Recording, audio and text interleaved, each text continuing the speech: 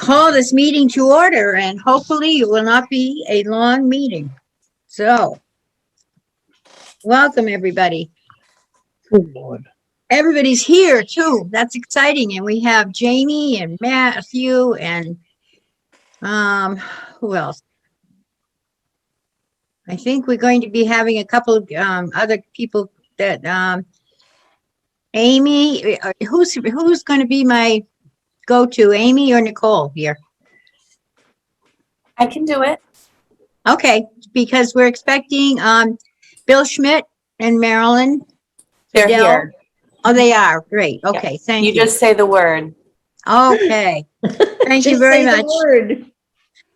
We have a quorum and we just have all kinds of exciting things and important guests and all kinds of nice things going on. And just a quick reminder, this is an open meeting and we do adhere to the open meeting laws. And announcements. Oh, first of all, before we even get started, I would like to acknowledge Maureen and all of the work that she has done. She has worn 2 hats. She's been our vice chair for the last 6 months and also the secretary. And thank you, Maureen. You've given more than you should have had to have done. Thank you. You're It is welcome. appreciated. And we're going to miss you. You're But welcome. we can talk about that later, but, and the other thing is that also, this might be our last Zoom meeting. Hopefully, when we do meet again, we'll be able to meet in person, but we'll wait and see about that, but we're getting close to that, so. But now on to the big news, the big announcement, and the big thing to talk about was town meeting last Saturday. How exciting was that? I think it was just awesome. And very exciting. We've been able to at least move to the next step, and hopefully the next step will, be favorable. The, what do you call it? The study they have to be doing to see if they can build on the property and can find enough parking space, have a building back there, to be able to meet everybody's needs. So I don't know about the rest of you, but I am thoroughly excited. And the vote was unanimous too, with all the conversation that went on about it. I was getting worried, and it was just really overwhelming and very gratifying to know that at the least, people are aware of the fact that we need space for seniors. And that has been already one huge accomplishment of what happened Saturday in my mind too. So great news for all of seniors in town. And anybody that wants to make a comment, please do so now, because I'm hogging the microphone. Marge, Yes. I just wanted to tell the folks remind the folks that there is a free little pantry at First Baptist Church at the Common where you can go. There's non-perishable food items and personal hygiene products there, diapers, that type of thing. So anyone who needs anything, please feel free to go there and take what you need. But it's outside of the building, is it not? Outside of the building, so you can go at any time. Yes. Any time of the day, you can swing by and see if there's anything there that you could use. Is that true? Yes. Yeah. So, yes, Maureen. Marge, through you to Ann Lee, where on the building? Is it on the side or the front? It's by the parking lot. It's by Okay. the church, adhered to the church, but between where Hunter Appliance and the church is in the parking lot. So it's Thank you. easy to get to too. Yeah. And easy to park. So that's very great. Yep. Yes, Matthew. How would one go about donating? Just bring your food items and put them in the box in It's this pantry. It's an enclosed, I think I at least put a couple of pictures out on Facebook. It's an enclosed, glassed in. You can see some of the front doors. I think you can see inside. Is that right or not? Yep. You can see inside, and People can drop things off to donate as well. Yes. if it's too full, which would be a great problem, you could call me, and I would gladly meet you at the church and put it inside the church till we can put it in. Thank you. Okay, do we have other announcements from board members? My question is, will we be talking about the senior center further down in the meeting? No, we can talk about it. Well, we can. It's not on the agenda per se, but if you would like to talk about that, is it a matter of business and we can bring it up, though, at any point. We have a little statement on our agenda that says any other business that may be properly come before the board. And I think that would be a proper thing to talk about. So, I'll wait till then. all right, don't let me forget, Anita. Hold me to it. So, all right. Then moving on to new business, if there's no other announcements. I would just like to announce Wednesday, the craft class. Okay, We are going to have 2 craft classes, one at 10 in the morning that will probably run 10 to 12, and then a second one in the afternoon from 1 to 3. We will be decorating birdhouses that will be put outside. We have curtain rods that we're going to use to stick them into the ground. All of the supplies that are needed will be provided, and the cost is $3. I believe that the 10 o'clock class is full, and the 1 o'clock class may have 1 or possibly 2 more openings. So if you haven't signed up, give it a shot, because we will be outside in the patio and the weather is going to be very cooperative. So we should have a good day. great. Everybody loves Anita's craft classes. So you don't usually have any trouble getting those filled up, that's for sure. She does a great job. Any other announcements? Okay. Then the first item under, we have no old business. The first item under on the agenda is interviewing the board applicants, and this is where we are at. We have 2 vacancies and we have 3 applicants. And board members, you recall, we did interview Lorelei Richardson at our last meeting, and we held our discussion and did not vote because we were missing the other 2 applicants, Marilyn Fidel and Bill Schmidt. And they are both with us today. So I'm suggesting that we first of all, let me just ask the board what you would like to do. We just met with Marilyn Fidel and asked her the questions back, I think it was April, maybe, if I'm not mistaken. And I don't know if, yes, David, you got your hand up? Well, I was just going to say, we just talked to Marilyn. I don't think the answers to the questions would change, so there isn't any need to ask them again, is there? Well, that's up to the board to decide as a Okay. group. I move that we accept her interview from April. Well, she's with us today too. If she has any questions, further questions of us or anything like that, or you have any questions, you could certainly ask her, but go ahead, Anita. I second Maureen's motion. Sorry. All right, So we have, can we ask Marilyn if she wants to be questioned again, or yep, we wants to can do take that. it rather than us deciding? I mean, she is here, so she might want to be questioned again or have different responses, so. Yes, I Gary? have no problem taking her original responses. I'm just, but it seems like it would be fairer to her, for her to pick whether she wants to be questioned again. Yeah, Okay. I was just going to mention that if she has anything further to add, that's all. From her last time she was interviewed, if she might have something more to add to that. That's all. I don't know if she probably wouldn't want to go through the grueling questions all over again, but at least if she has something to add or something new that she might have forgot about, maybe that's a good opportunity. I think you're right. Personally, I think that's right. I certainly would not give her the opportunity, certainly, to talk to us. That's for sure. So, and we can ask her that, why don't we do that first then and clarify this so we know what we're doing. So can you please, Amy, or Nicole? She should be allowed to talk now, Marilyn. Okay. Hi, Is Marilyn. showing up as volunteer. Yes.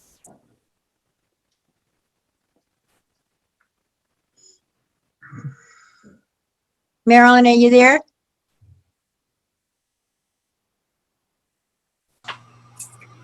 She's in the other room. Let me just. Oh, that's right. I forgot. She works down there in the, on Mondays at the desk, and she's had a computer at town hall. So.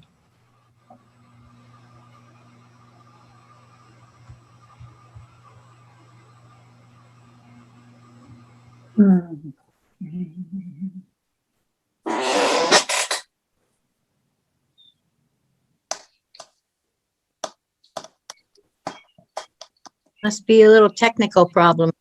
So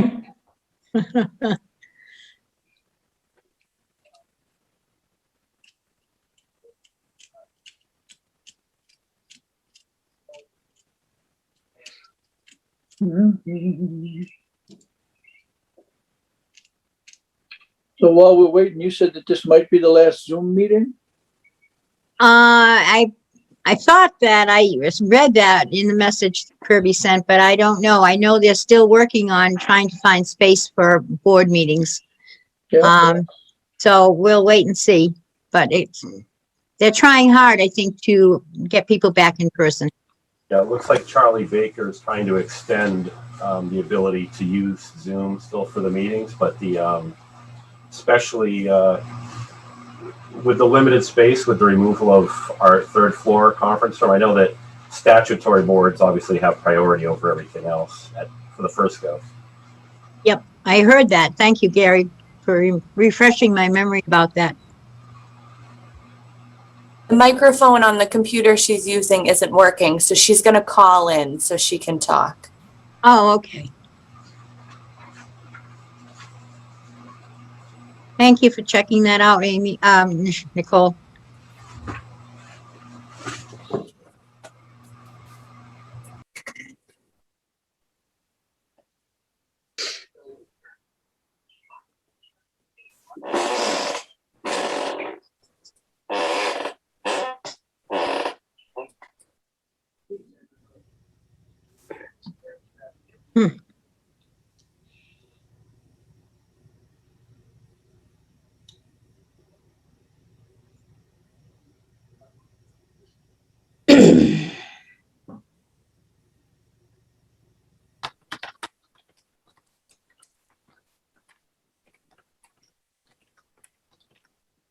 Maureen, what are you going to do with all your free time? I don't have a whole lot of free time, Anita. I'm a convention chairman for a national convention that's coming up in September. And I'm pretty busy with that right now. Well, at least it'll keep you out of trouble. Never.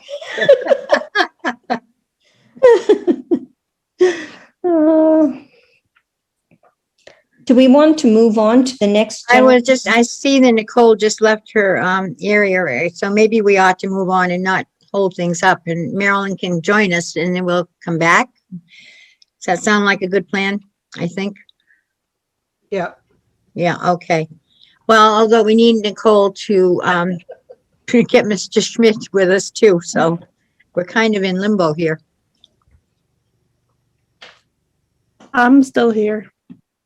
Oh, can you do it, Amber? Oh, Nicole's Oh, she back. did. Bill's in. All right. You're muted though, Bill.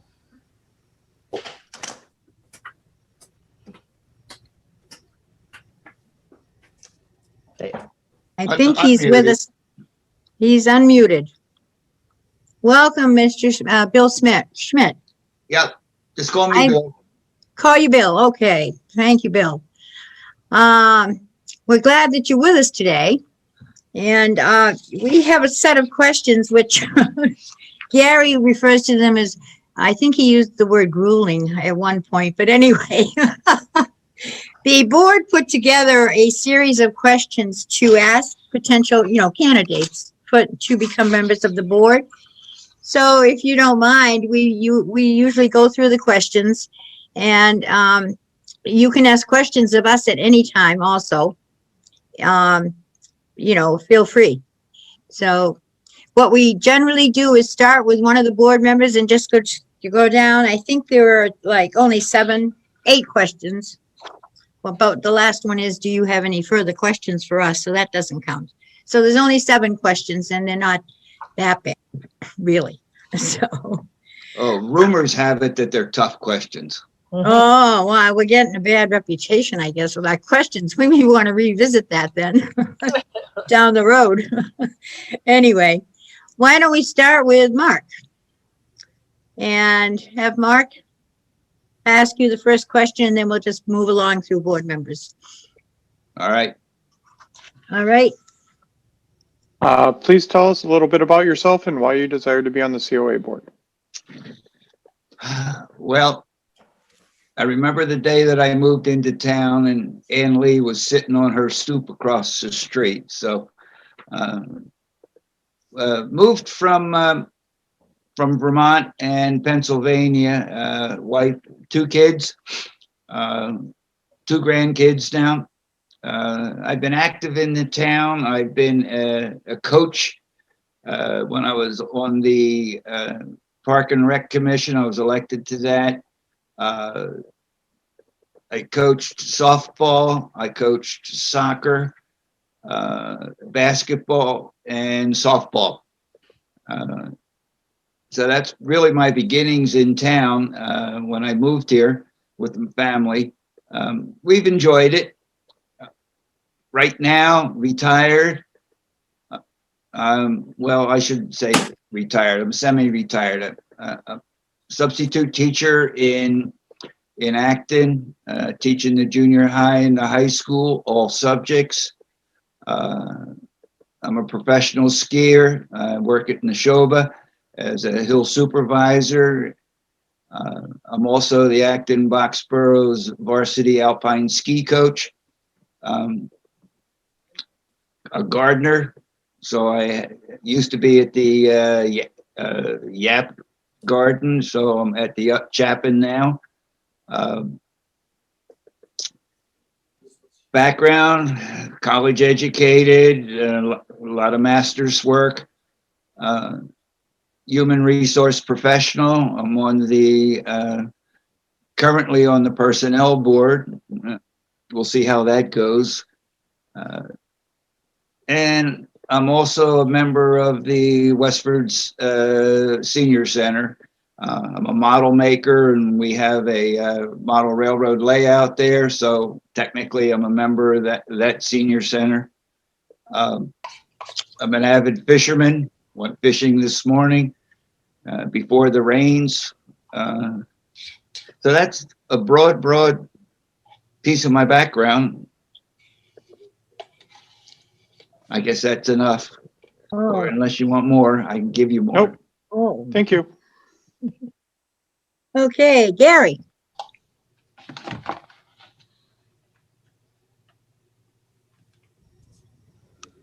You're muted, Gary.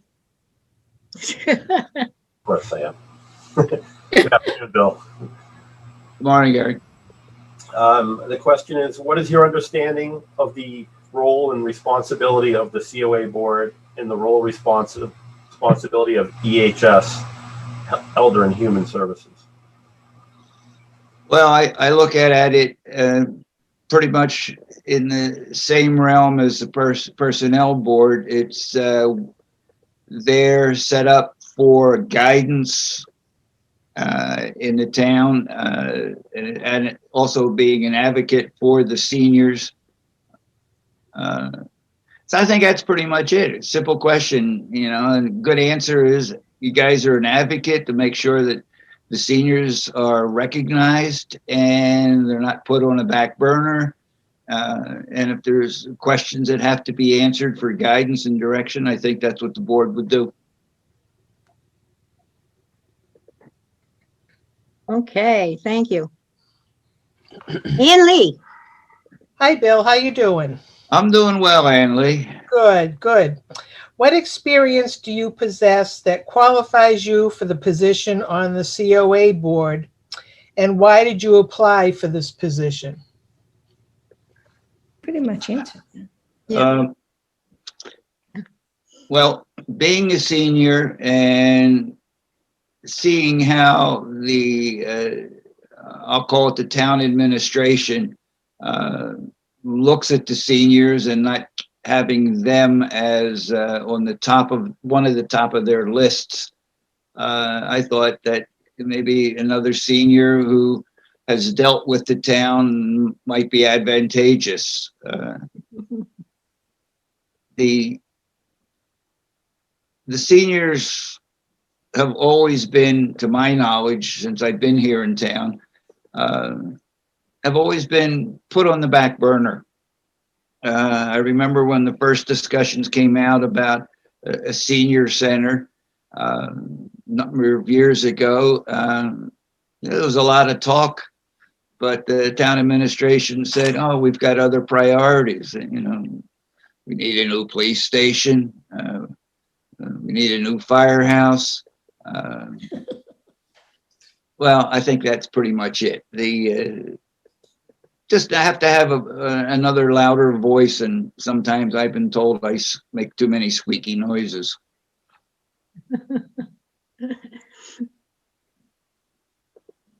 Yep. I Thank you, hope I Bill. answered that question. Thank you. All right, Anita? Okay, welcome, Bill. Uh-oh. Oh, it's not that hard. Please detail other volunteer positions you have had and what did you actually do in or for those positions?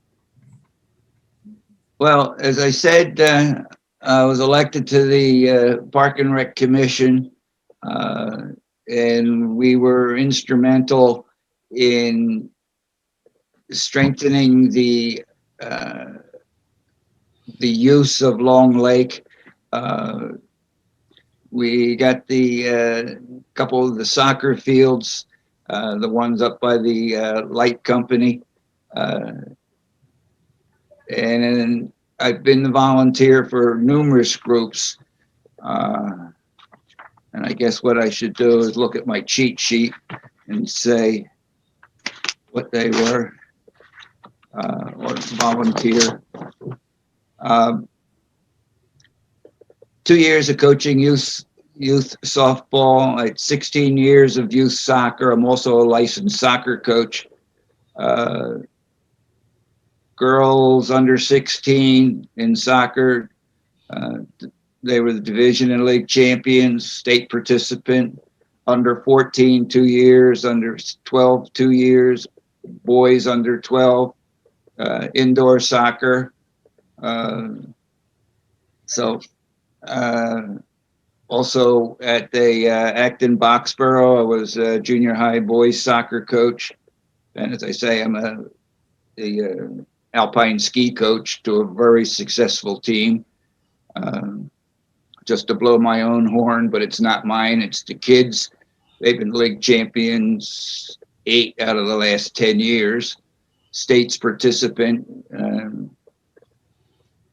6 of those years, and we'll do it again next year. And then I have a lot of the substitute teaching.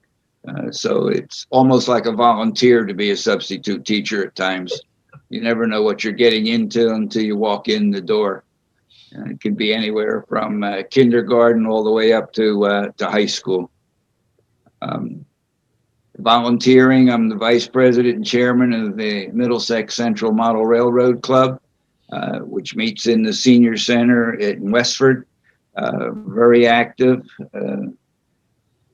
Was there before they put on the new addition, and now that they have the new addition, we have a larger space. So we're pretty active up there. I guess that pretty much does it. Thank you. Thank you. Okay, Susan. You're muted too. I was muted, yes. Sorry about that. Hi, Bill. Morning.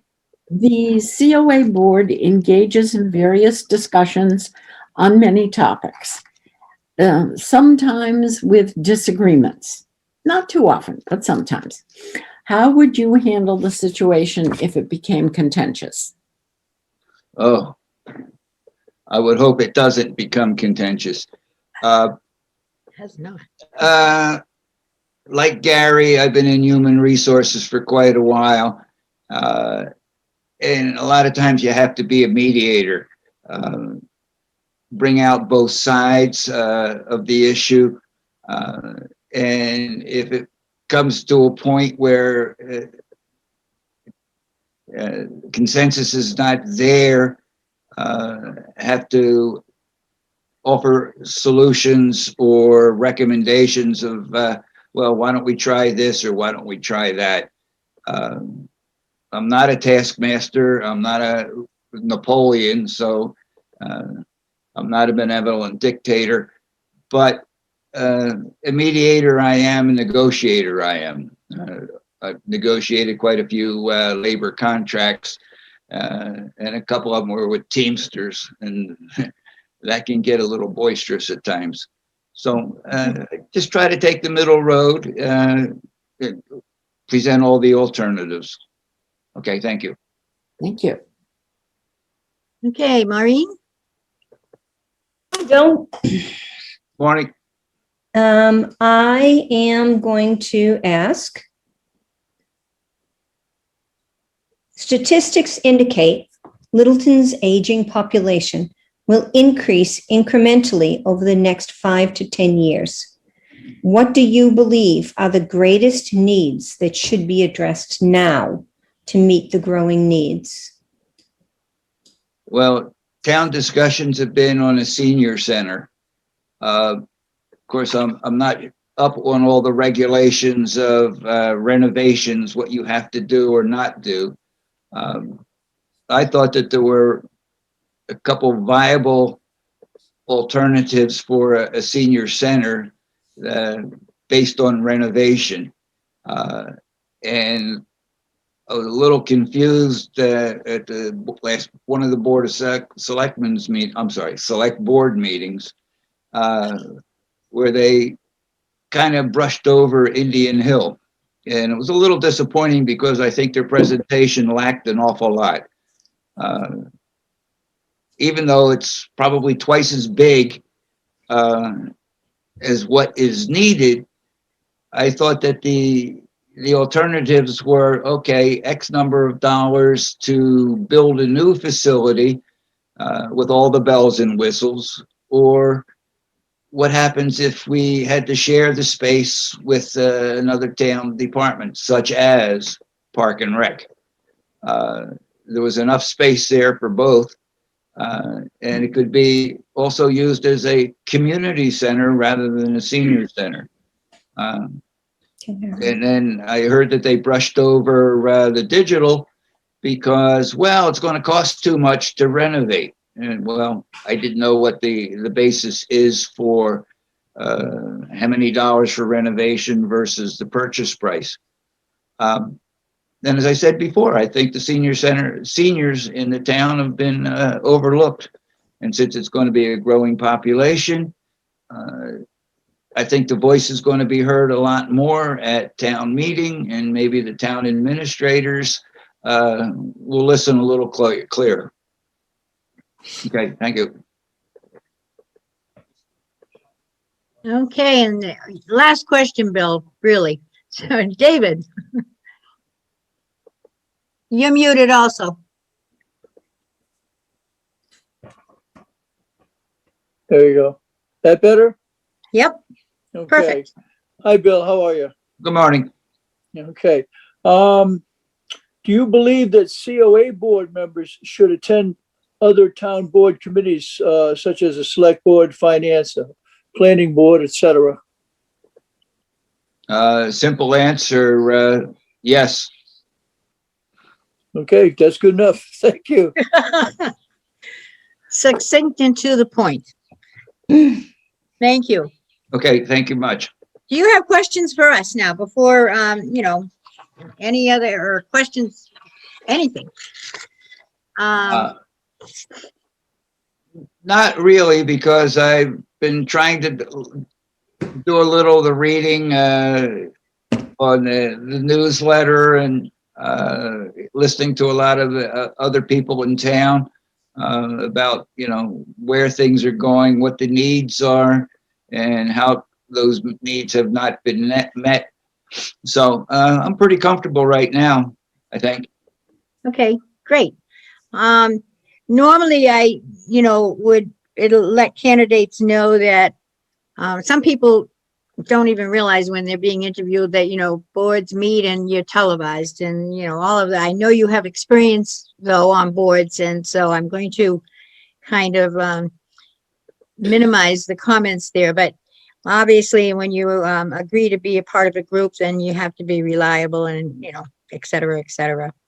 And possibly attend or participate or even watch, other town groups meet, as the question just indicated to you. And the COA board, you're right, acts really as in an advisory capacity with the Elder and Human Services Director. And Ashley, unfortunately, is not with us today, our director. She had put in for a family day off months ago when she first started, knowing she needed a day off. But we work closely with Ashley. She usually is at all of our meetings. And in fact, this is the first one she's not been at. So unfortunately, but our job is to really work with her, support her, and help her as she, advocates for seniors too. So basically that's it. We're not a supervisory group.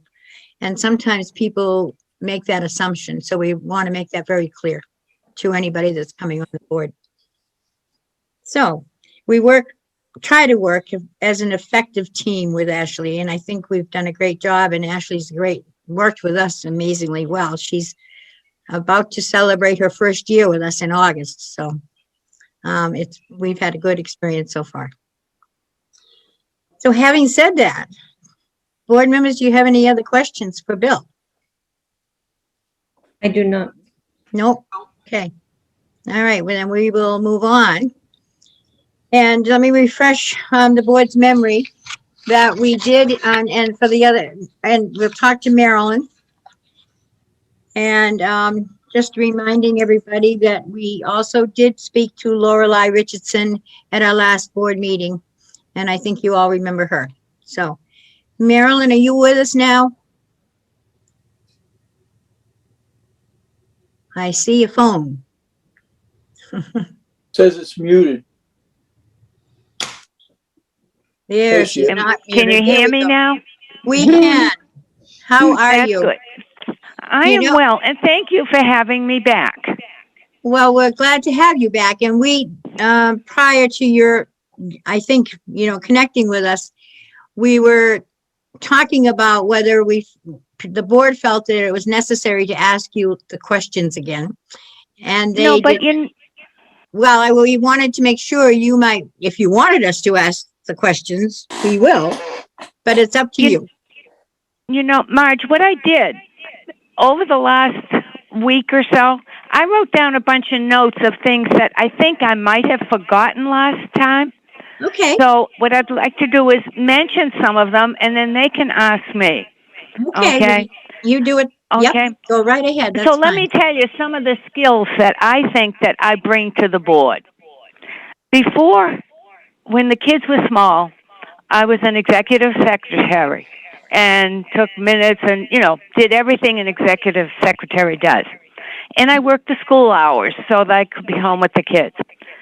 Then, once the kids got older, I was a worldwide marketing manager and doing a lot of market research and exhibits and things of that nature. I wrote press releases. I did much market research, trying to find out what do people want so that we're going to give them what they want. That's part of it. I feel the COA does not get as much good publicity around town as they deserve. Okay, this is just, and I was really like you, Marge. I was very nervous Saturday with all the questions, and I was so excited when it went through. Okay, and I find the greatest need in town between transportation, so and housing. But the 55 plus house that they've been building, you're paying 700,000. I don't think that's what our seniors want. I think our seniors are looking for affordable, like, for example, Littleton Green. You know, they can afford that. They can socialize there as well. That's just me. And I think socialization is very important. And of course, I think a senior center is key because it's a safe, secure environment where they can have exercise, socialize, crafts, play games, eat together, have a book club, all these things together. Okay. The one thing I really forgot last time was the combination townwide auction between the school department and the Council on Aging. And the Council on Aging couldn't do fundraising, so the Friends worked with it. And these things I was very involved in. I think we did 3 of them, and they were very successful. And there was a lot of money was raised, and then the money was split equally. Half went to the schools and half went, it was the Friends, but it was for the council to be used. And of course the Friends do use it because they do luncheons and things like that. Okay, and as you know, I volunteered at the thrift shop. I'm here volunteering here at the COA, and, you know, I do box lunch, and that is a lot of seniors, and some of them need a lot of help, you know, because they need their tea, their cookies, which he'll provide it, and they can't carry it with their walkers. So, and they enjoy an hour symphony concert, which is great. I also helped with reading over at Russell Street many moons ago. I think that's about the notes that I wrote that I thought I had forgotten some of last time. If you have any questions, I have energy and I have time. Great. Thank you, Marilyn. And You're welcome, Marge. I'm glad that you put the extra thought into it. Thank you very much. I did. You did a great job. Thank you. All right. All right. Any other questions from the board? If not, I would suggest that we proceed to consider what our recommendations will be to the select board as far as the appointment goes. We have, as I said, 2 vacancies available to fill, and we have 3 applicants. So it's going to be a difficult thing here. I think all 3 applicants are qualified. Yes, Maureen. You're muted. You still are. Okay. Oh, there you are. All right. I would like to nominate Marilyn Fiddle for one of the positions on the board. I'll second that. Okay, we have a motion to nominate Marilyn Fidel, and it's been seconded by Mark. I'm going to do a roll call vote, and we'll start with Gary. Yes. Yes. Mark. Yes. David. Yes. Yes.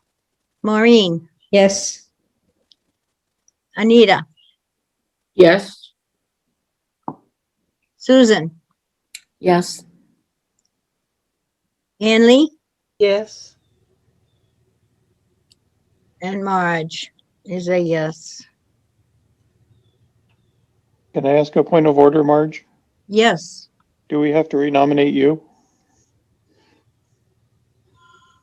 I don't know. We never have done that in the past, and you're right. I'm up for a reappointment. So, I think as a point of order, we should do it anyway.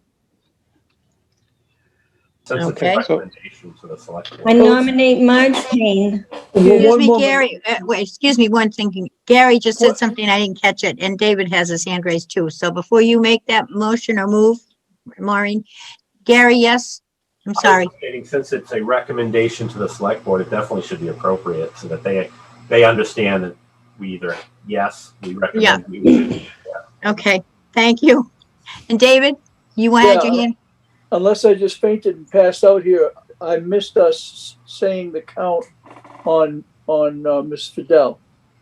It was Miss, unanimous, yes. Okay, because we didn't quite finish that. Right. No, well, that's correct. So we need to finish that. And it was a unanimous yes, a recommendation. All right. Now, Maureen, I'm sorry. I move that we recommend Marge Payne to the select board for the COA. I Second. sec, Okay, Anita, did you second? I did. Okay, thank you. okay.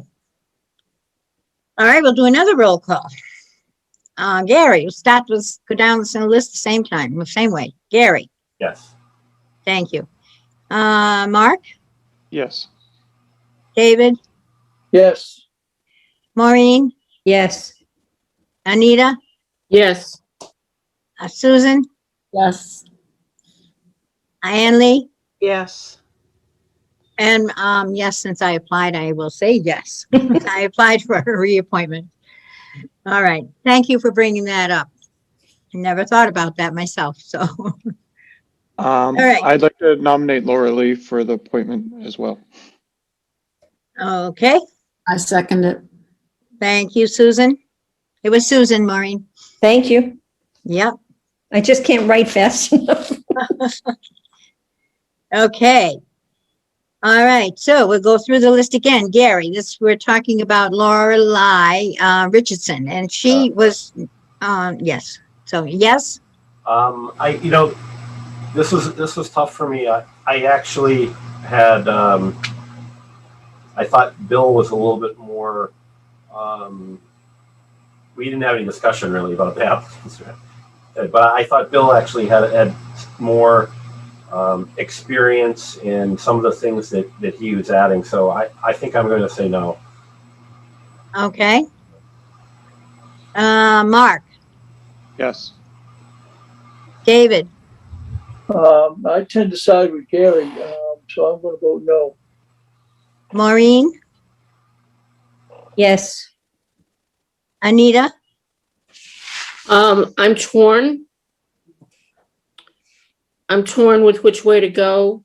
I think that Laura Lee has educated background with working with elderly people. But I don't know if she's got the experience that Bill has in what he's done over the years. And so I'm having a real hard time which way to go. So I think I will, oh God, I don't know. I think I will.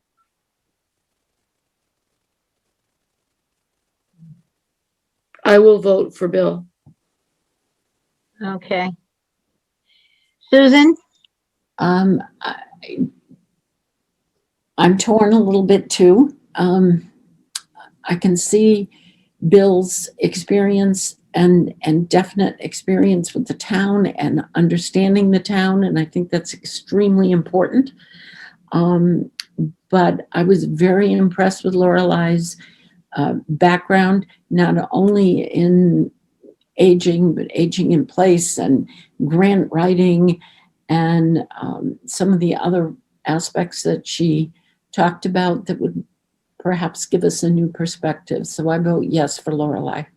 all right, thank you.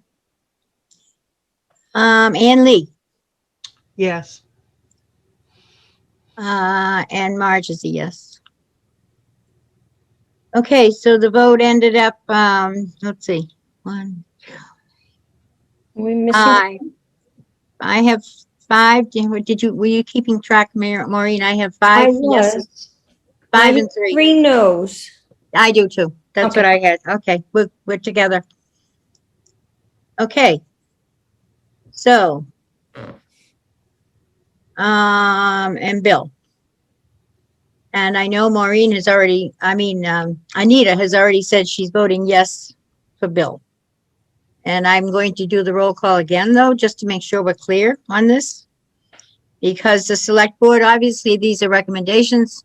The select board can make the decision, their own decisions, and they don't have to pay attention to our recommendations, but so be it.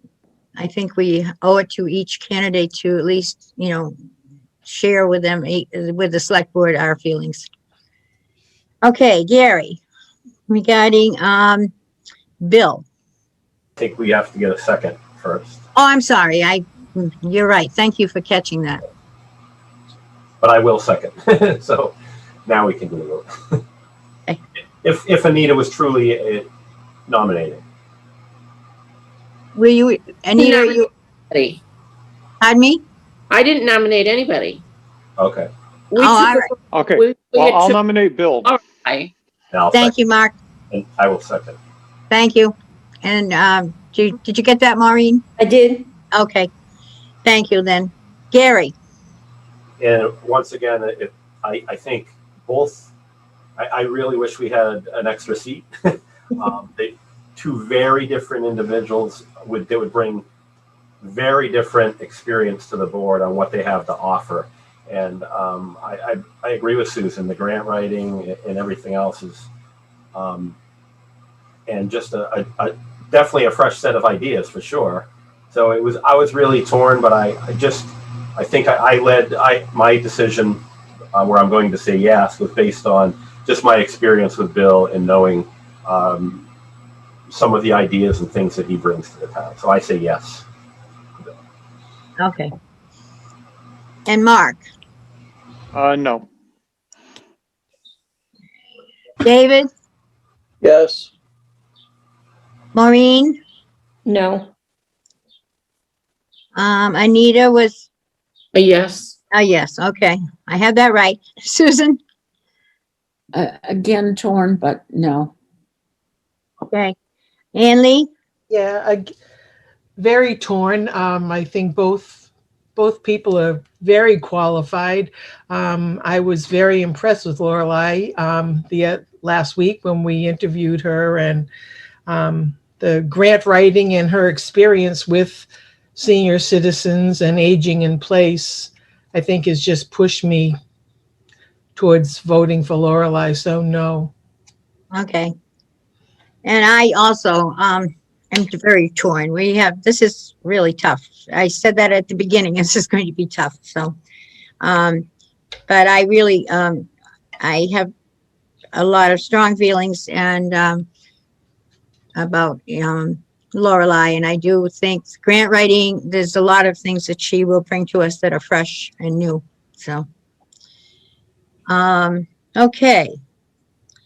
So, Maureen, what do you have for a tally? I'm waiting for you to vote. Oh, I said no. Sorry. Okay, that's okay. Didn't make it clear. Sorry. 1, 2, 3, 4, 5, 6, 7. I have 8. So I have 1, 2, 3, 4, 5 no, 3 yes. That's what I have too. So we're in agreement on that. All right. And I will actually, when I send the information forward, report to the select board our actual voting so that it is clear that we were torn, I think, in this situation. I think it's a good thing. You know, It it made it really tough, and I had to go back and look at my notes. I think, we're all going to get behind, obviously, I think the nominations regardless, but I think it was really tough. It was tough, very difficult. I think the most difficult experience I've had. So, but it is good because that speaks to a lot of other different issues. You're right, Gary. So, but it's not to be ever taken as one person being better than another anyway. It's just, so. All right. Any other questions about that? Okay, I think we might have a full board next year, so. And thank you all. I thank you both, Marilyn and Bill. You're here. I know Lorelei was not going to be present today, and I had told her I would get back to her with, as soon as the meeting was over and let her know what happened, so. Okay, moving on in the agenda to the, is Patty Hunt with us yet? Mhm. Nicole? Yes, she is with us, okay. Patty is going to be presenting to the board or Mary, they're presenting to the COA board the position statement that the housing subcommittee came up with regarding affordable housing in town. And they finalized that. And David, are you still with us? Yep. Patty is with us and she's going to present that for the board to consider adopting. Hi, Patty. There we are. Yeah, thank you. I've been very patient. Yes, you have. Thank you very much. No problem. Well, after much ado with the Housing Subcommittee, we finally came up with what we feel the COA board will accept what we are submitting. I think you all have a copy, actually. Ashley sent it out, and it's a statement of support for housing options. And it states the Littleton Council of Aging Board supports housing projects that enhance housing options for Littleton seniors. We support housing options that include the following important components. 1, affordability, not only based on AMI, but also lower cost for market rate. 2, diverse housing, small houses, apartments, townhouses, condos. 3, periodic joint meetings with identified boards, Littleton Select Board, Littleton Planning Board, and the Affordable Housing Trust to ensure continued shared information. Did you all get it from Ashley? Yep. Yep. Seems to me you did. I think you did. Yep. Okay. Okay. So that is the It was affordable. brief, to the point, much like the Vision Committee, short, sweet, and to the point. Are you Right. looking for a motion? Is that, or we have a discussion? You can have a discussion about this if there is there any discussion about it? Otherwise, we can move to a vote to see whether the board is wishing to adopt that statement. Board members? Any questions or anything? No? No? I'll make a motion to accept it as our agreed upon statement. Thank you. Do we have a second to that motion? Second. Oh, Juanita got it in. First, I think Susan. Susan was leaning towards it. Okay. Okay, Maureen, you got that? Who moved? Anita got it. Anita, Gary made the motion. Gary Gary. made the motion. Right. And Anita seconded it. Okay. Okay. All right, one more time here. We're going down the list. Gary, Yes. this is, okay. Mark, Yes. David, Yes. Maureen, Yes. Anita, Yes. Susan, Yes. Ann Lee, Yes. and Marge is a yes. It's a unanimous vote. Thank you, Affordable Housing Subcommittee. I'd like to thank Susan and David. They were so patient in putting this together. Thank you very much, guys. Right, and I also thank you both. It was a lot of work and they struggled a lot with how they wanted to do this. I can attest to that. So thank you much for your work. Also, I would just like to add, it was a difficult committee to serve on since we had only 2 board members that were active. So Correct. when we get back together, and Patty had to have a lot of patience to deal with that fact. So I appreciate. As long as you brought that up, you know, in June, we do have our annual meeting, and normally, after you have an election of officers, then you do reorganize and you look at things in the subcommittees and the membership and everything else. So that should be changing, hopefully, now that we will have a full board too. So, thank you, Susan. Okay. Moving on our agenda brings up the title of the subject of election of officers. And I just wanted to share with you, I know this is a little different this year. We're filling a couple of vacancies, but our rules and regulations, and let me just read it to you so that I'm not misquoting. Let's see. Under 5.4, the annual meeting of the members of the council shall be held on the second Monday in June, which is today, for the purpose of electing officers. And so you have that job. And if some of the board members have been around for a while and recall that we eliminated the nominating committee and we were appointing officers just by taking nominations from the group at the time of the meeting. So that is why election of officers is on the agenda, because our rules and regulations specify that it happened in June. And how would you like to proceed?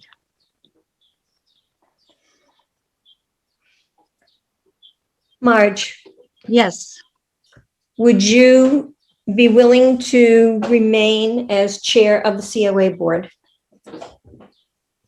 If I were reappointed? Yes.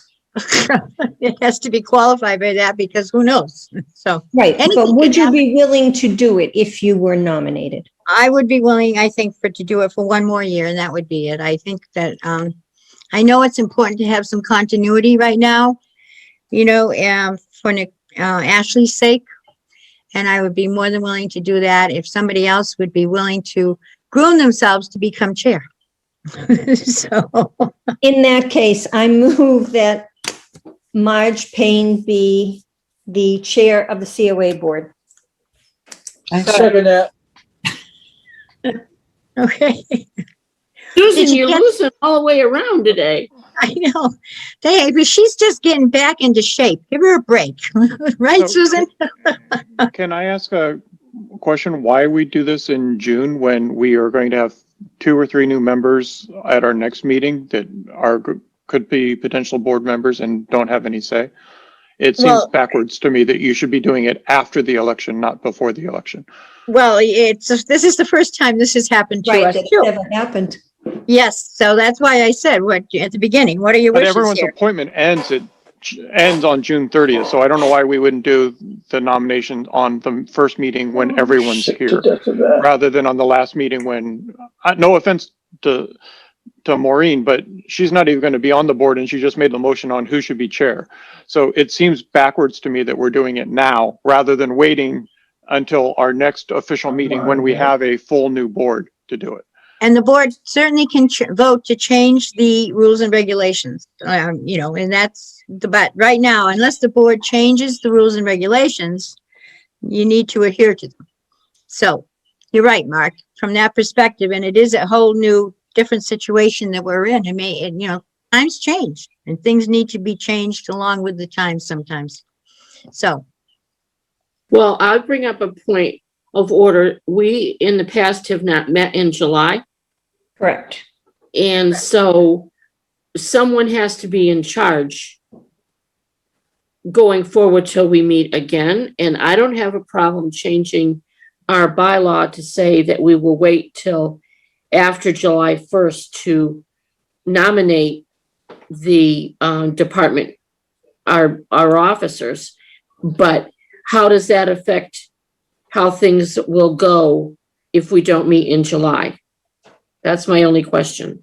well, that's So why Marge- Go ahead, So Mark. Marge would still be chair until the next meeting, presuming that she's reappointed by the Board of Selectmen. If she's not reappointed by the Board of Selectmen, then someone else would have to be chair.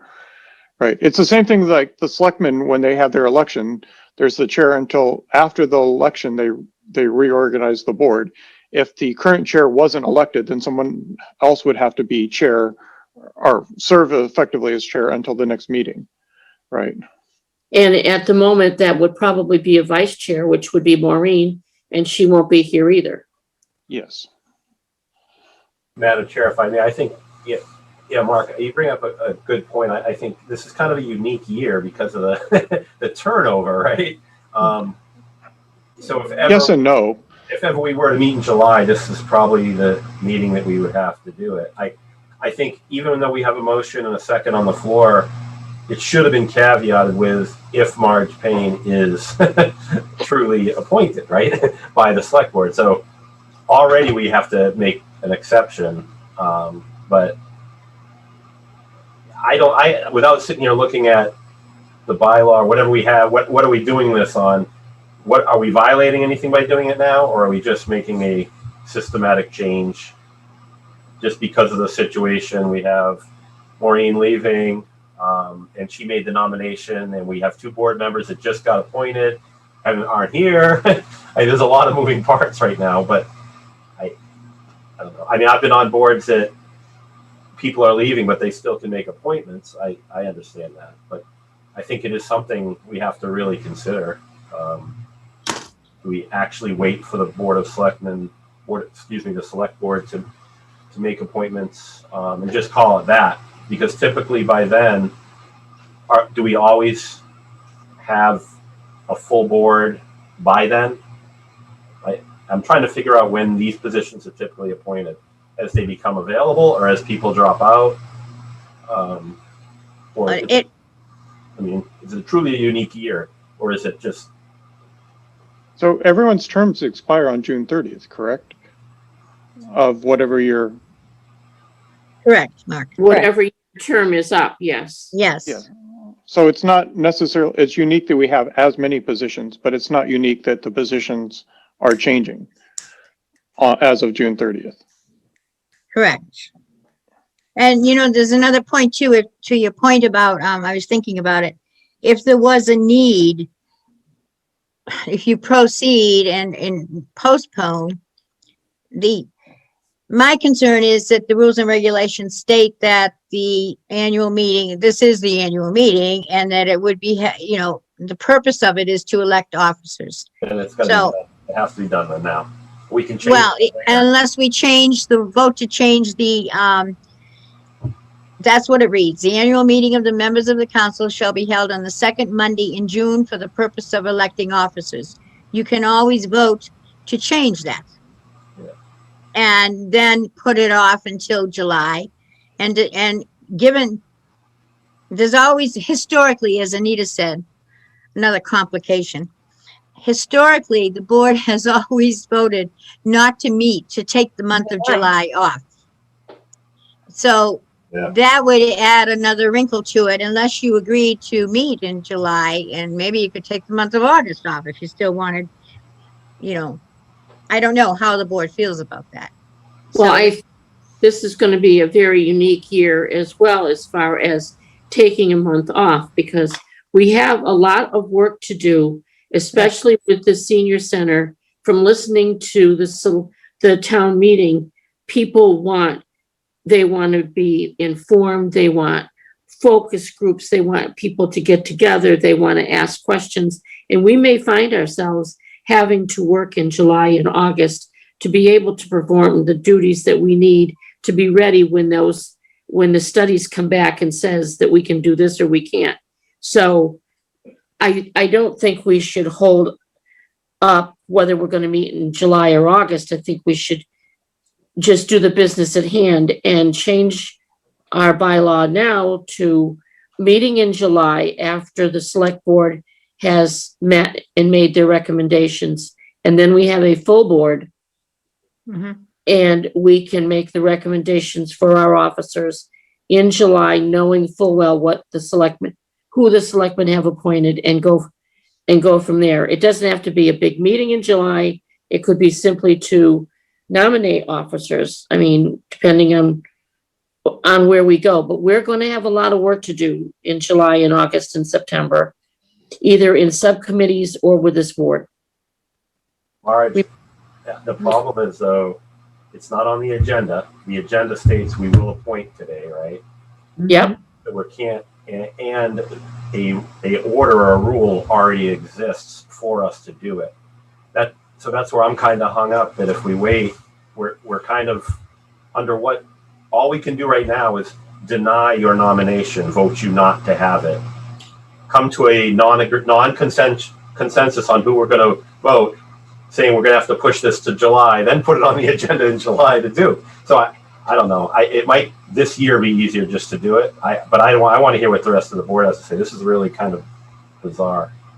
Mark, I agree with your point that if you bring up a point for the future, we definitely have to take care of that. I agree with Gary. I'm fine with doing it, but I think we should change it so that the going forward, maybe at our next official meeting, we change the bylaw to say instead of having the annual meeting at the end of the year, it's at the start of the year, right? At whatever the first meeting is, whether it's in July or August, and that's when you nominate going forward. So I'm fine with doing it now, but it seems backwards to me as to how it should be done.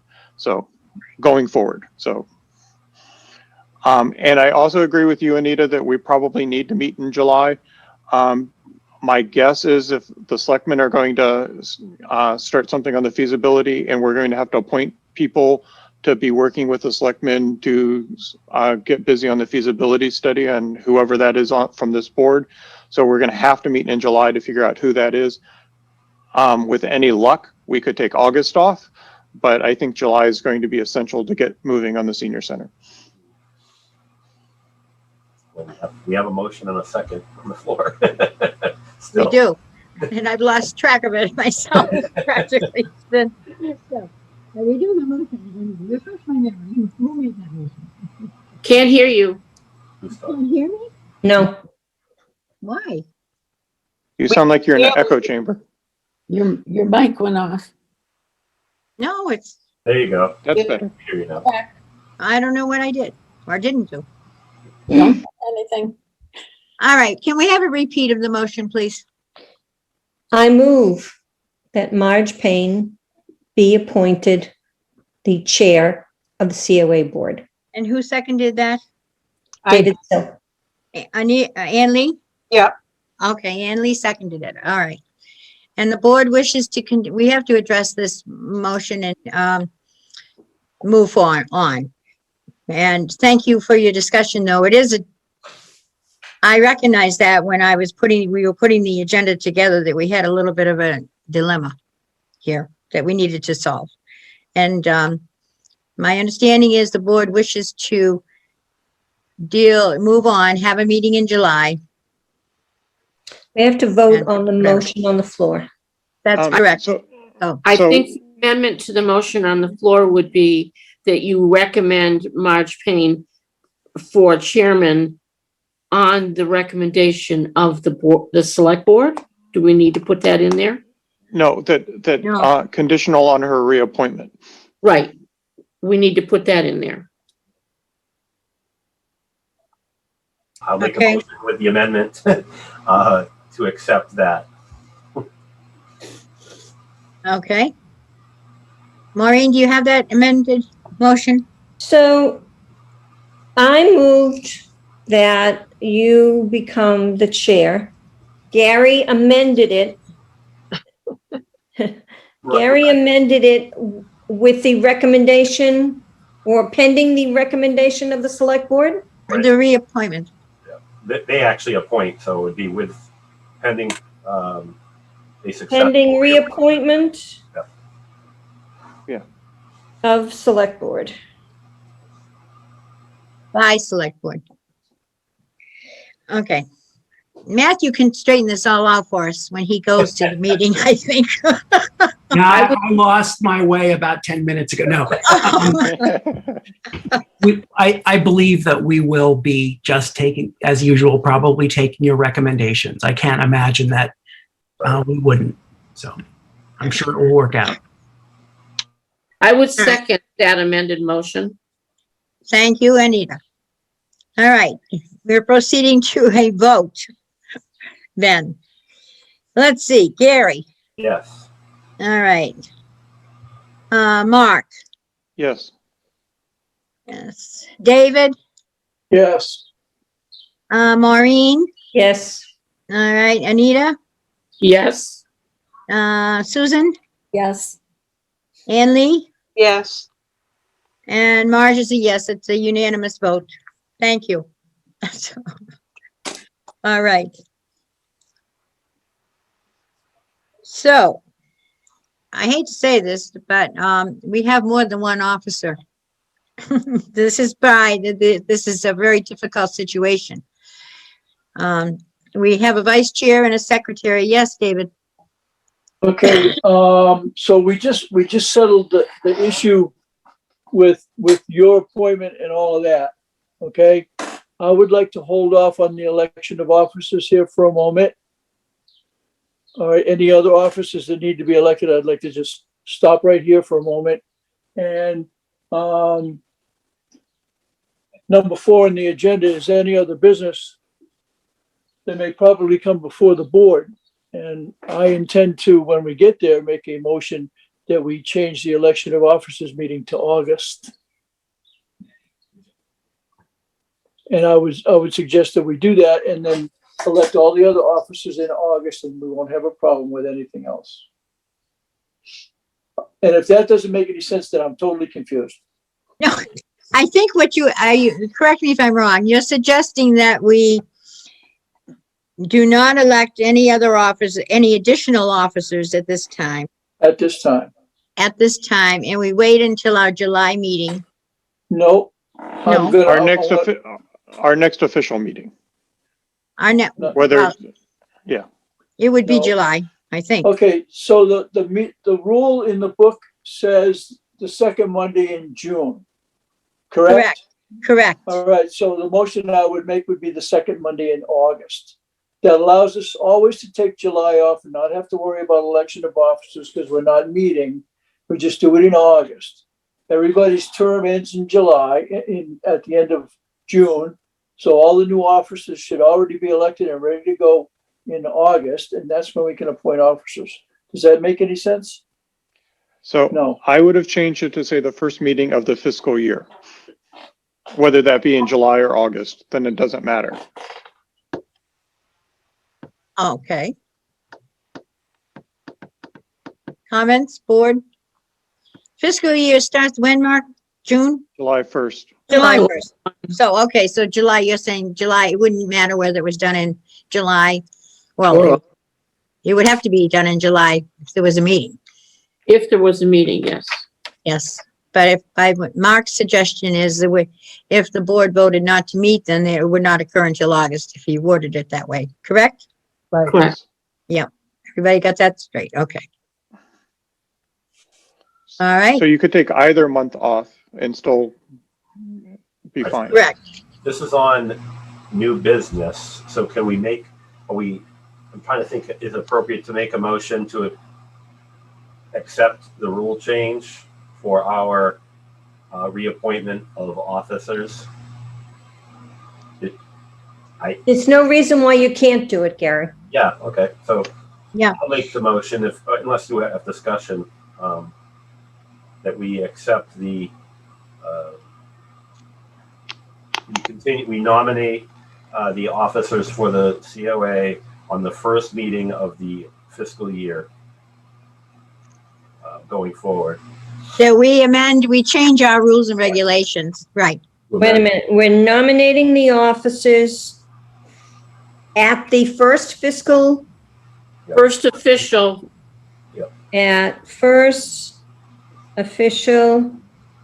okay, Meeting of the fiscal year, which is always July 1st or beyond. meeting of fiscal year. Okay, Phew, that's a lot of work. All right, so we can do that, and we can, obviously change the rules and regs, and that's why we need a second. Go for it, Sue. She's not gonna do it. I'll second it. Mark seconded it. Okay, motion by Gary Wilson, seconded by Mark Rambacher, to nominate officers at the first official meeting of the fiscal year. It's changing the rules and regs to read. It's changing the rule 5.4 in the rules and regs. I have a question. Are we saying that is effective this year or next year? Are we changing it right now? Because if we're changing it right now, we can't say we elected you either. For next. Correct. Well, we could legally because we had already done it before we changed the rules. She's grandfathered in. Right. Grandmothered in. And Dave put it, Dave put it into new business, so. Yeah. Oh, my goodness. That's the question. I wasn't. No, that's fine. Happened to your easy meeting today. I know. No, so much for that, huh? I didn't think it was going to be so involved myself. Getting out. So basically, I think we have we didn't vote. I'm sorry, I'm losing track of things myself. We need to vote on that. Okay. Gary. Yes. Gary is a yes. Mark. Yes. David. Yep. Maureen. Yes. Anita. Yes. Susan. Yes. And Lee. Yes. All right. And Marge. Okay. Is a yes.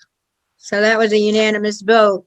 To change the rules and regulations to read, officers will be nominated the first official meeting of the fiscal year. But we did not specify whether it was effective. Well, it's effective today, I guess. Well, if we vote on it and we passed it, it is effective today. Okay. Okay. You are the only captain. You're the captain of this ship now, Marge, all alone. So. Yeah. Just for a little brief period of time here. Right. So, all right. Okay, and that takes care of the issue, item number D, what meet or not to meet in July. Am I correct? So, Need to decide. so the question is actually more for Matthew, where when he thinks the feasibility study for the senior center is going to start, right? And when we, as a COA board, would need to be organized for that. So if they're not going to be getting off the ground until after, in late July or early August, and we can not meet until August, but if they're going to be hitting the ground running here shortly, then we need to be ready for that. My guess is that they will start as soon as we possibly can. I know that we're all eager to get things off the ground, but I honestly have no idea how long that study will take to return any results that are, actionable by the COA. Do we know how the group that's doing the study is being formed?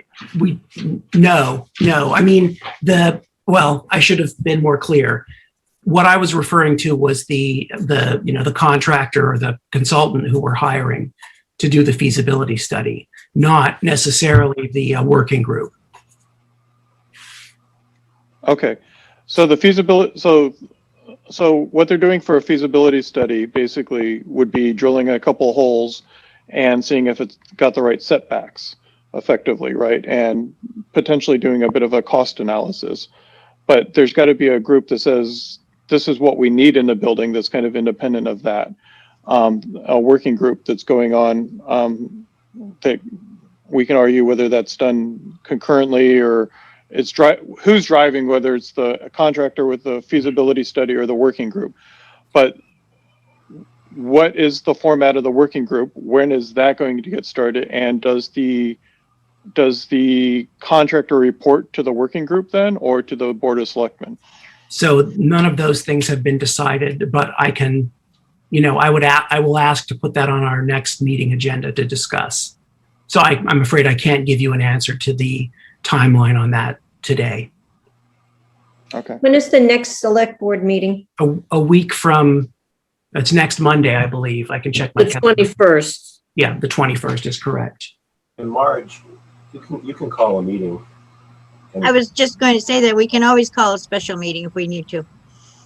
So, I mean, the board could decide not to meet in July, but pending what's happening, and if there is a need, I could call a special meeting. Or you With- could have a meeting scheduled in July and cancel it. Well, that's true too. But I don't know how you all feel about planning, things, or whether it makes a difference to you people, so. The board really needs to decide whether you want to try to plan to meet him or not, or leave it up in the air, and then we can go from there. I will be paying attention as much as I can, and I'll pound Matthew's door down to get information from him if I have to, but I don't usually have to do that. He's very communicative. I usually So- open the door when you knock. Usually. Yes, you do. You usually do.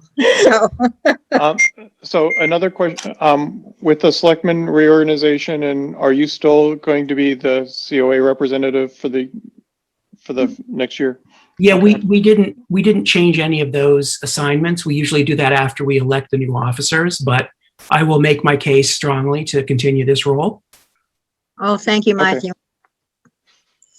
Thank Okay.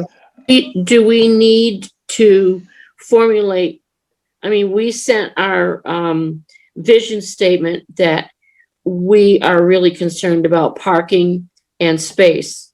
Do we need to put that in some kind of official capacity to give to the select board? So when they make their contract out with this contracting group, like Mark said, they're gonna ask them to do this, that, and the other thing. But just drilling holes and checking the dirt and isn't enough. We need to know whether it's even feasible to put it there. Right. I would assume that some member of this board would be on the working group. I couldn't see why someone wouldn't, like one of you all wouldn't be on that group. And that person can recommend requests or carry the requests forward from this group to the working group, but it can't hurt to write them down. So my hope would be that the contractor reports to the working group rather than the selectmen. And then the working group is who reports to the selectmen. It will work much better that way, because then there's like a single chain Right. of, and a single voice, if you will. So, my opinion is we're going to need to meet in July to basically figure out who's going to support the working group. And I'm hoping that we don't have to meet in August, but if the selectmen are going to actually start forming their working group, then we're going to have to pick who represents the COA on the working group. Yeah, so I would guess that's going to be a need to meet in July for that. It would be best perhaps to be prepared, whether or not, it does happen fast enough, but perhaps I agree with Mark that it's better to be prepared than to be caught short and scrambling. I think it would be better if we had the time to at least, give it some thought and to put ourselves together. I'm just my 2 cents. And it could be a very brief meeting. Correct. If you just have 1 or 2 items, there's no reason you need to do everything on a regular agenda. Correct. So.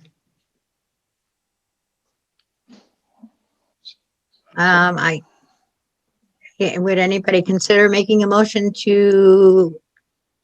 We don't meet have in to make a July? motion to meet in July. You get to. pick Oh, that that's right. anyway, We have Mark. to have the motion to not meet in July. Correct, you're right. So, okay. So we will be meeting in July, And hope to cancel August. right, with that hope. All right. Now, we also can table, the discussion on the new business item E. It is now 2:54, and it's up to the board. But I had put down, change the time of monthly meetings, only because in the past, that has been brought up to the board. several years ago. And I did not know whether it was something that the board would like to consider. We do not have to do it today. It's not urgent. But anyway, so I will leave that open up and to your wishes as to whether you want to address that. I would also say that should be addressed when you have the new full board. You typically will address, we've been meeting at 1:30 on the second Monday of the month. Is that still good for people, or do we want to move the time till later when you have the new board? So I think that's a good thing to do after you have the election of officers. So I agree. And I agree too. I think it would be much to our advantage to discuss it then. I don't want Maureen to get to vote that we're holding the meetings at 6 a.m. since she's not going to be on the board anymore. Go for it. Okay. So we will carry that one forward, Mark, to when we have a full board into July, if need be, and then we can move it along. We'll just keep it in mind.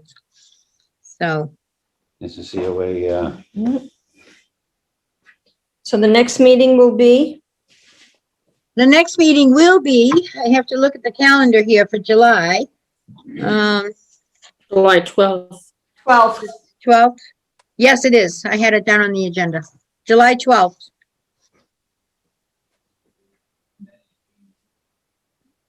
All right. Now, is there any other business that needs to come before the board today? Is someone going to present the reports, or are we just accepting them as? The reports. There was the report from Ashley. Oh my gosh, I skipped over all of that. I didn't even put it down there, did I? And the Friends didn't speak. Did the Friends want to speak? I did not know that there was anybody here from the Friends today. I don't know if there is or not. I mean, there wasn't. No, I looked at one point and I did not see anyone, but I haven't been following it all along. No, nobody here. No, nobody has been here today. Sorry about that.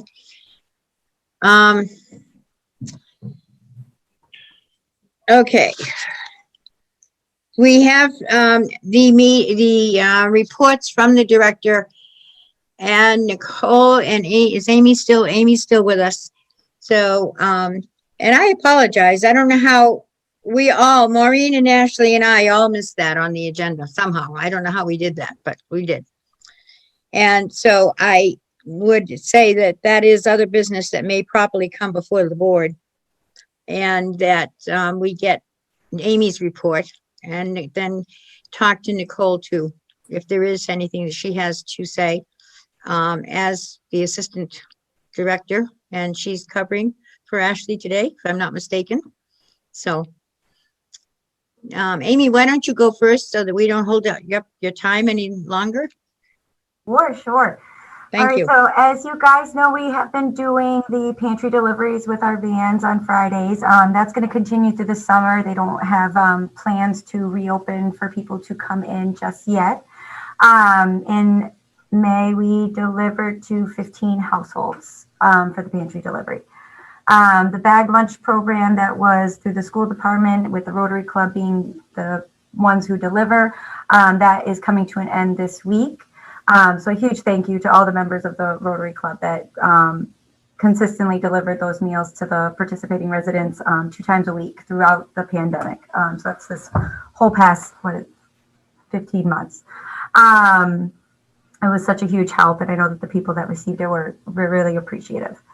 In regards to energy assistance, SMOC has closed. The deadline for applications for this season was closed on May 28th. So that program is closed. The Good Neighbor Energy Fund program through Salvation Army is still accepting applications. So if you fall within their income requirements, we can explore those possibilities. So people can reach out to me directly in order to do that. Nicole might speak more to this, but we did increase our transportation to 3 days a week. So now we're offering it on Monday, Wednesdays, and Fridays.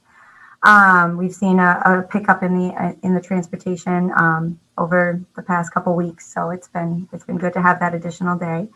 In regards to the Emergency Rental Assistance Program and the Littleton Rental Assistance Program, we are still accepting those applications. We currently have 6 active emergency rental participants and 8 active LRAP participants.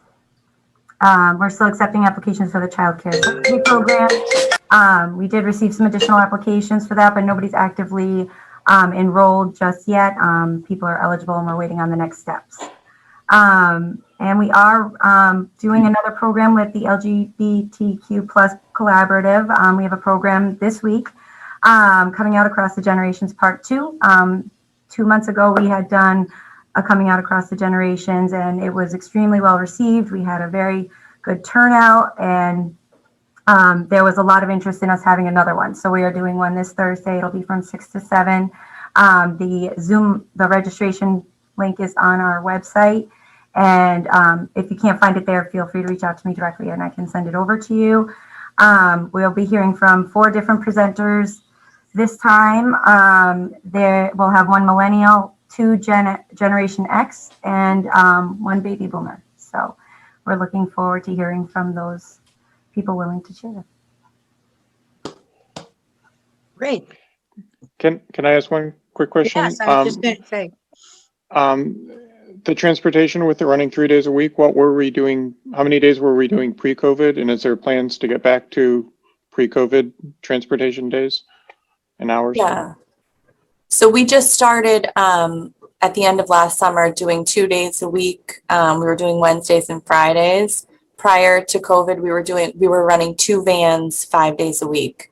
So we're hoping that probably by the end of the summer, we'll be getting back to that.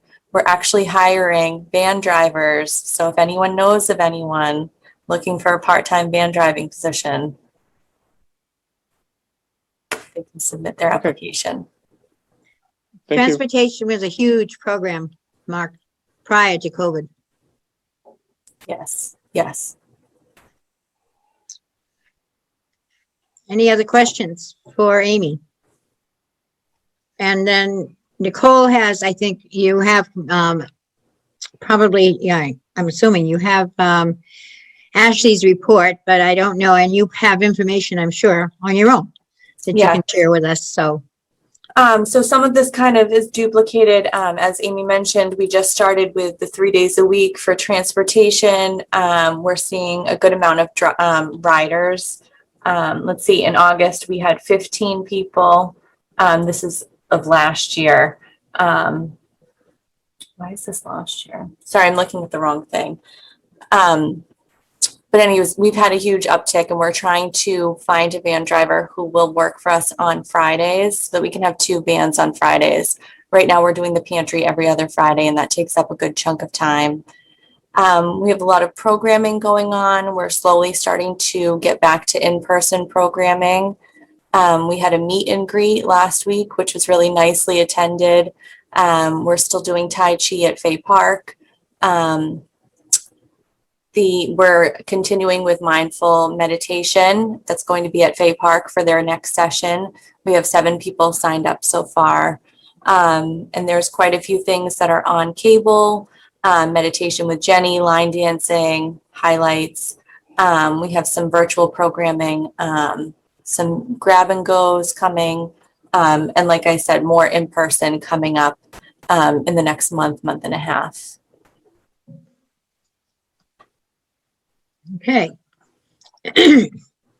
And I know you all did receive Ashley's written report. So have that as a reference too. Any questions for Nicole or Amy? Hearing none, I will entertain a motion to accept the reports. I move that we accept the reports. Okay.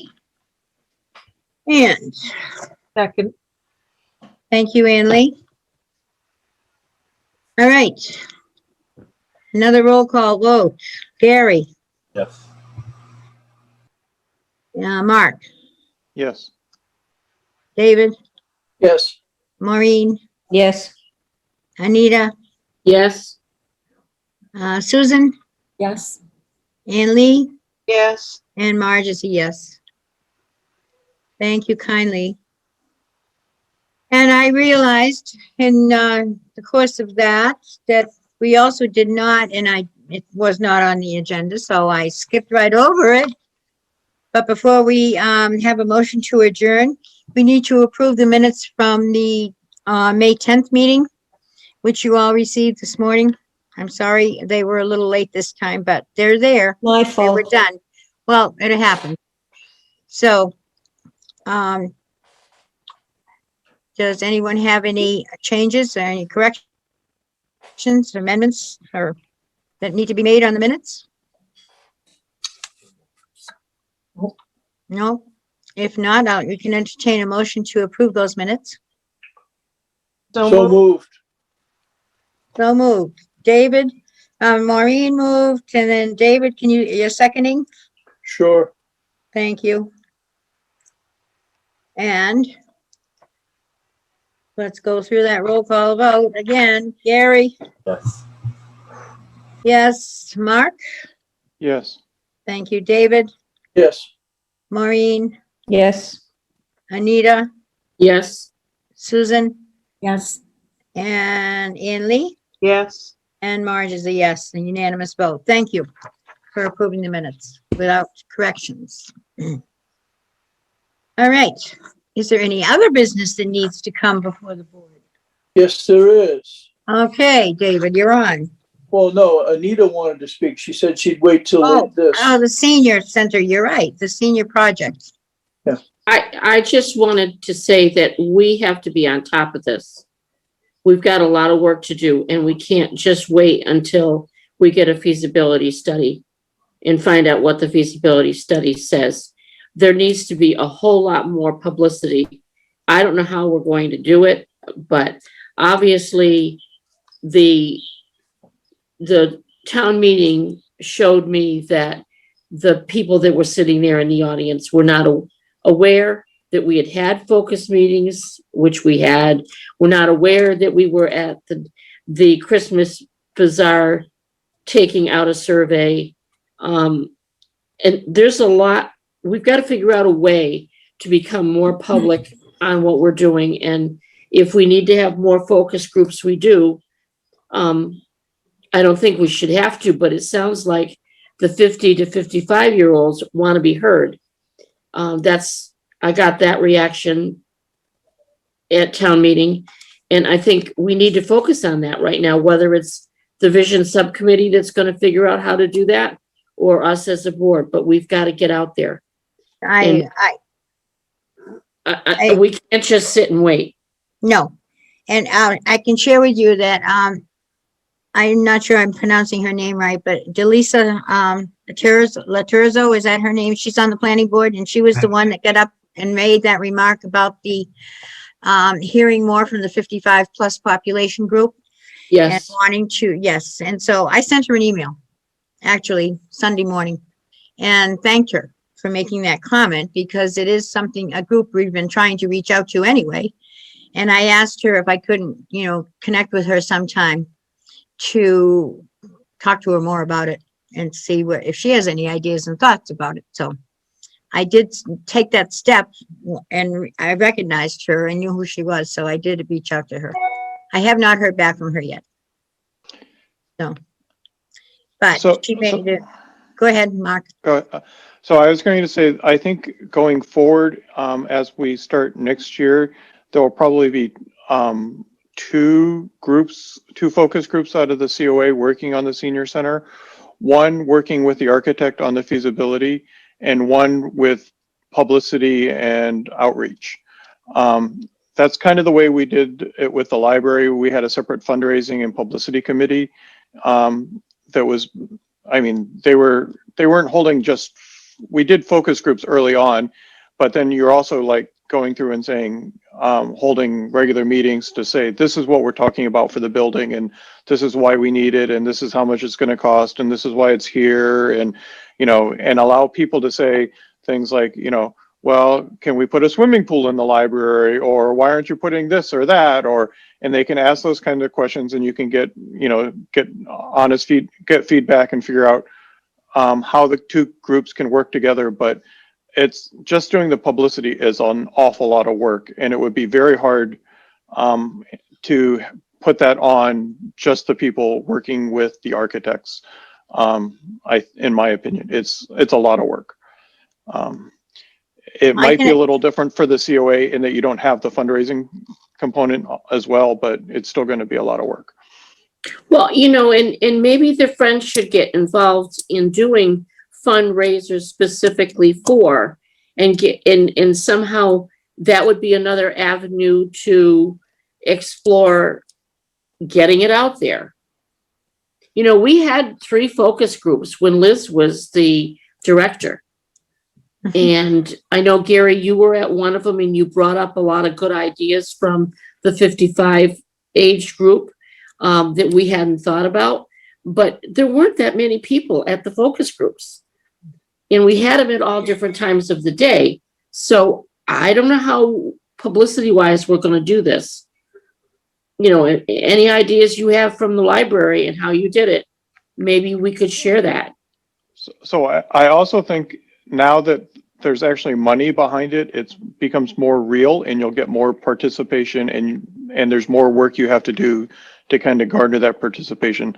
When there's not money behind it, getting people to show up to these focus groups and say what they want is going to be much harder to do, and it's much harder to get people behind it because the project still is ephemeral and there's nothing really to it.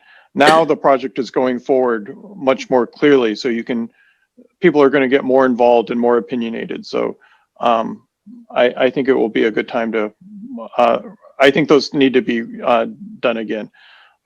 So I agree. And publicity is not easy. You're right. I was the one that was trying to get a lot of the words out prior to town meeting about simply what the Department of Elder and Human Services was all about. And it's a lot of work. And it's not always easy to get the papers, and people don't read the newspapers. And so we have to do more outreach in person too, as things loosen up a little bit. Having the table at the town meeting, even that type football games coming up or whatever's going on, and we need to have a visibility out there. So we need to talk a lot about that. Another good reason to have a meeting in July, really, because it's going to take some work and planning. Marge, if I may, the way I read the crowd, I guess, of people that might have had they were a little baffled by it. It was more towards the naming. Yes. And everything seemed to stem around that they were, well, why isn't it this? Why isn't it that? So I think, and I know it's been contentious long before I got on the board on what this actually center is going to exactly be. It seemed pretty clear when Alan read, he did a great job of kind of explaining this as a senior center and what was promised, but that doesn't mean that the town just agrees with it. So I think we probably need to get ahead as a group of a name. Or with the Friends or however we want to do it. Is it a senior center? I know when we met in one of those focus groups that Anita mentioned, we talked about an active living center or something that just grabbed that. But I know there's a lot of seniors for certain that do not want it to become a situation where it doesn't seem like a senior center, right? Right. So that has to be front and foremost, and then everything else kind of adds on, where we have space for maybe a youth group to come in and do something, but it has to be that. And how do we grab that in a name? That seems like what everybody was up in arms about more than anything. And it was like, wow, okay, well, let's try to get ahead of that. So I think that's going to be a bigger project for us going forward. That was my second point I was going to make, Gary. I'm glad you picked up on that. That was big and contentious, and we really need to, you're right, come up with a name that we feel comfortable. I mean, there's a lot of seniors that don't want to be called seniors. So an active adult center, is different We have to come up with something and make it, that's the way it's going to be. And calling the whole place multi-purpose so that anybody can use it, that's not the way it's gonna work. No. So just to throw a little bit more at Matthew, the other thing that is going to be very contentious is what happens with the existing space. So when the library's out, if the town doesn't have a plan for what's going to happen with the space in the building, it's going to be very hard to justify building a new building. And that's not something the COA board can drive. That's something that the selectmen have to drive, and it can't get lost in this discussion that while we're going off and researching a new senior center, what's going to happen with the existing space, because I think that has a very strong potential of derailing the project. Yeah, I agree 100%. There needs to be I hate the word holistic, but unfortunately it's the most appropriate one, a view of everything all at once and how we're going to deal with it.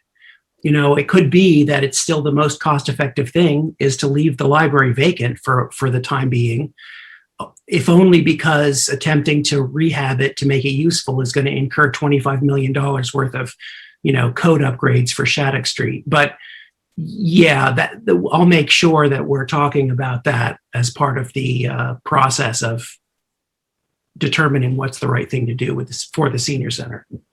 And I Matthew, agree with that. Oh, sorry. Matthew, to your point, I think the selectmen really, really have to come out and explain the cost that's going to be for why it can't be a senior center.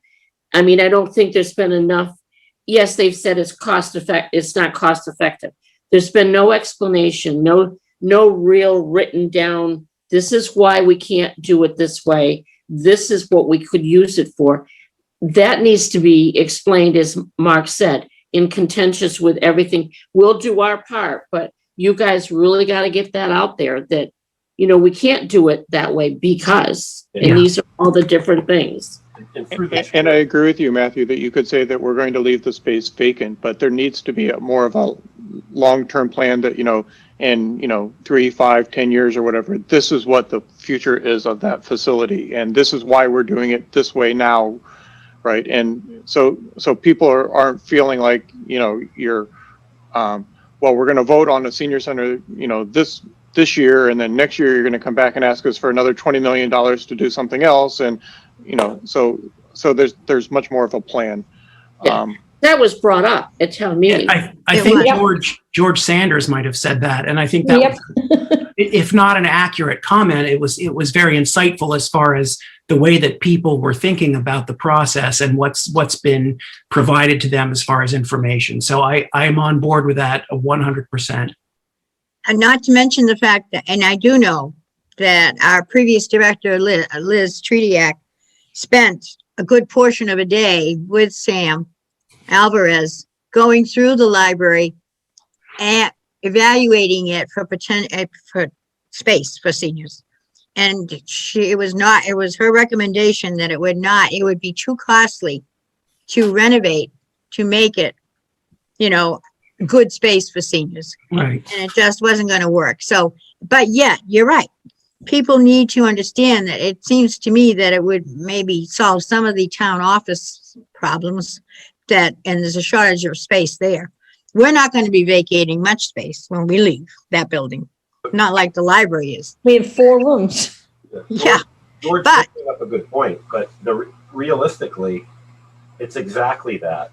This is going to cost the town more money after this because we couldn't sink it all at once. It would have been great 5 years ago if the library grant was coming in now and we could do it all at once, right? But it's not the way it worked out. We had to piecemeal it.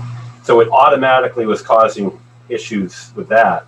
But I think you're going to see the town offices can expand into that space by virtue of cubicles without constructing a new building. And that's going to, I don't think it's a forever fix, but I bet that is probably something that's going to come out of this is with the expansion of the offices and giving people the space they need is different than tearing a building down infrastructurally and building it back up, because then you get the ADA, and that's where this.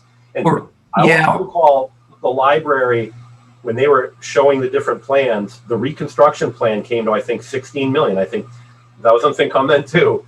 I think it was more, you know, to knock this building down and do it than it was going to be to construct. So, or it just didn't make sense. So I'm not advocating one way or another. I'm just saying that if we don't have more of a holistic thing, it's going to be much harder to sell.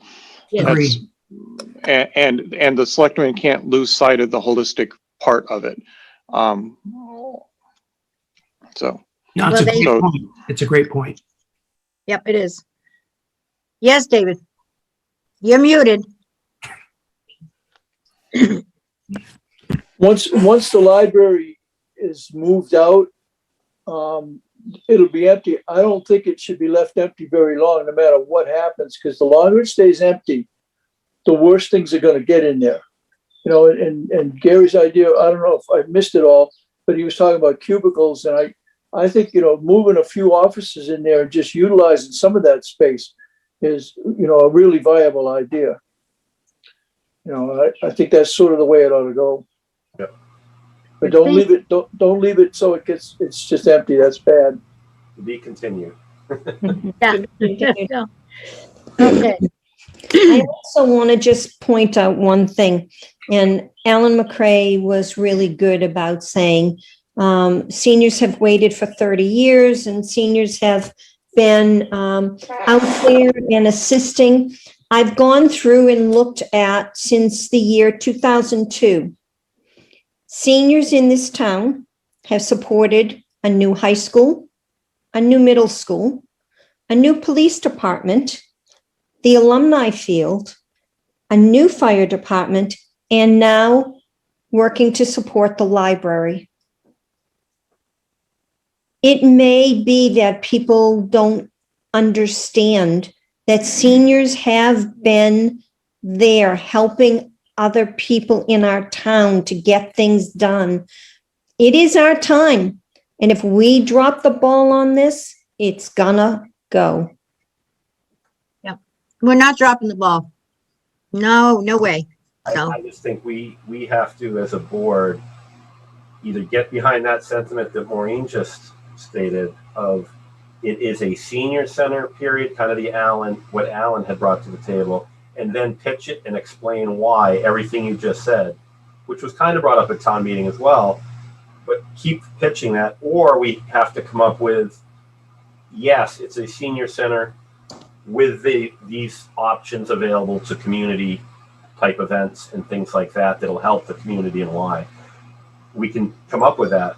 But it's, we've got to kind of get behind a message. I think we're still in flux, and I think a lot of it is because of the Friends too seem to be in a different place. We're all trying to, but what's going to work and what's going to get the town behind us in a majority to get this done, right? I mean, I think I think you will find that the Friends are 100% behind senior center.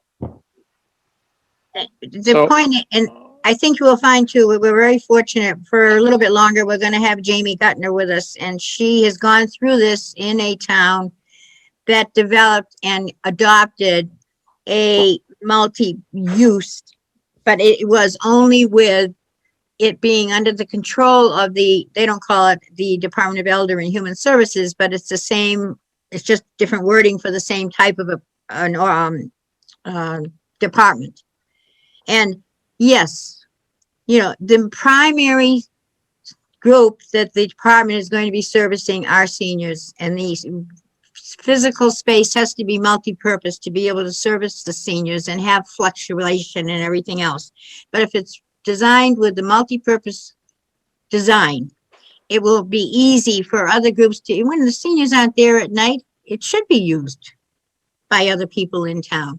And people should have access to it. It shouldn't be sitting vacant and not being used. So we just have to be creative in how we're going to get that out, that whole concept out to people. And you know, the use will be increasing.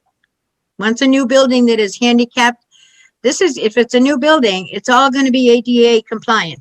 And that will make a huge difference as far as people getting there too and using it. So, yeah, we've got a big job ahead. It was hard enough to get the word out about just what the EHS department does now to try to help put that footing out there.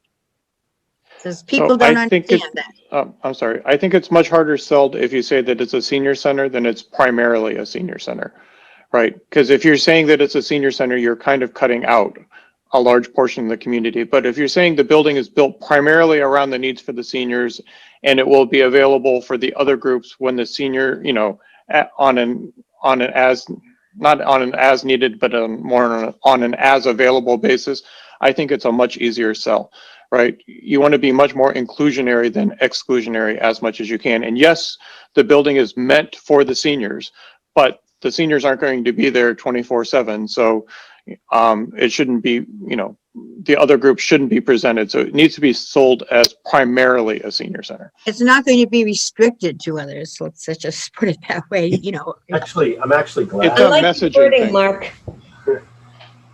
I'm glad, It's a messaging. I'm glad it was brought up at town meeting, because there was a time, I think everybody that's on this call, you have to admit, you were like, oh my goodness, do we have this vote? There was a moment in time, I felt like, what just happened? Right. And I'm Right. glad it got turned around, but at least now, I think we all understand, okay, there's some work and we've got to get this word out. So it's probably a blessing that it worked out the way it did, where people spoke. And so as we end this meeting and we consider and think ahead to our next couple of meetings, you know, we need to do some reorganizing, I think, about, you know, what we're doing, our subcommittee focus, and because it's going to take the whole board working in different segments, perhaps. So think about that, how you all think we should, you know, attack this problem. It is a huge problem. I can tell you from the articles that I tried to get out just before town meeting. And you can ask Jamie Gutner and Ashley, the three of us worked our tails off, you know, trying to get articles in papers. And the Lowell Sun was the least cooperative, but the best one was Action Unlimited. They printed everything that we gave them. And it goes out. It's cheap. It's free to everybody in town. And a lot of people read it, a lot don't. But anyway. I have to hop off. Well, Thank we you all all. do. I think we need to put our thinking caps on. Thank you, Matthew. But we need an emotion to adjourn. I make a motion to adjourn. Wait a minute. I think we all need to say thank you to Maureen one last time. Yep, Thank I you, agree. Maureen. And we're gonna miss you, Maureen. We're gonna miss you. Miss you guys too. So, well, stay in touch. You all have great ideas. Keep plugging. Well, don't worry. I'm gonna pick your brain at knitting. Anytime you want, you can pick my brain. I also am putting in a plug for who's ever going to replace me for Affordable Housing Trust. Yeah. And that's a big job that is really, the people on that board are working really hard to try and get affordable housing. And that is a board, it's a board appointment. So, Yes. yes, it's not, a volunteer. I mean, it is a board appointment, but we'll talk about that, also at our We're going next. to have to find 2 members for the TRED committee. I know. Well, those are board appointments also. So that's another reason we need to probably start putting a thinking caps on and meet in July. So lots right. to ponder. So I have a motion, I think, to adjourn, and I didn't hear a second. I did not hear a second. Oh, Ann Lee. Ann Lee made a second. Yep. Okay. Are we all Anita- set? All set to take a vote to adjourn? Okay. Let's go for it. Anita? Yes. I lost my list here. Mark? Yes. Gary? Yes. David? Yes. Maureen? Yes. Susan? Yes. Ann Lee? Yes. Marge, yes. And thank you all. Thank you all. You worked hard. It's been hard work today.